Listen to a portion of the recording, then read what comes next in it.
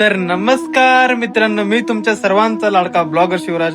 आज बघा शेतामध्ये स्प्राईट आणि वडापाव कॉम्बिनेशन दोन्ही मस्त लागल तर एकच नंबर लागल तर नंतर बघा मित्रांनी ट्रॅक्टर आणलं होतं, जरा बोत तोडायला बागेमध्ये बोत वगैरे तोडून सगळं झालं. मग आता रात्री गेलो बा थिएटरकडे. मग आपले जरा मोठा नवीन पिक्चर आलाय राजा शिवाजी म्हणून एक मेला. त्याचं जरा कामं चालू होते बघा, खुर्च्या वगैरे सगळं रिपेअरिंग चालू आहे. ते खुर्च्या वगैरे रिपेअर करून झालं. आता तुम्हाला पण अवश्य पिक्चर बघायला लागतंय. एकदम मोठा पिक्चर आहे, छत्रपती शिवाजी महाराजांचा आहे. तुम्ही यायलाच लागतंय. तर आपला राजदीप सिनेमा उमदी या, तर नक्की आता बघून जावा. तर मित्रांनो सगळं कामं वगैरे चालत, फुल जोरात चालत तयारी. मग दुसऱ्या सकाळ सकाळ बघा दूध घ्यायचं होतं. इथं आपल्या पवार डेअरी इथे गेलो, दूध वगैरे घेतलं. दूध घेऊन आता आलो बघा घरी. घरी आल्यानंतर मित्राच्या इथं बघा शेडला धुरी द्यायचं होतं.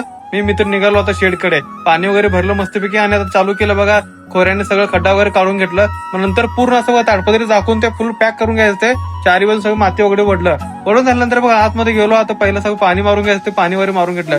मग लय जरा उन्हाळा बसल्यामुळे घाम वगैरे आलता दाबून भरपूर बाज झालं होतं. आता स्टिंग वगैरे घेतलं. स्टिंग वगैरे पिऊन चालू केलं. मित्रांनो सांगतो तुम्हाला, अक्षरशः आत असलं होतंय ना, मरते बा माणूस मरते. एवढं माझं तर पूर्ण शरीर वल्लवलं झालं बा. असं टप टप घाम पडत होतं. मग असं बघा नंतर गंधक घ्यायचं. गंधक ते सगळ्या ना कॅरीमध्ये वगैरे घेऊन ते ह्याच्यात टाकायचं. न्यूजपेपर मध्ये टाकून खड्डा करून मस्तपैकी टाकायचा. त्यानंतर बघा हे थोडंसं ते गौरी वगैरे असते ना, त्याला जाळ लावून टाकून द्यायचं आत.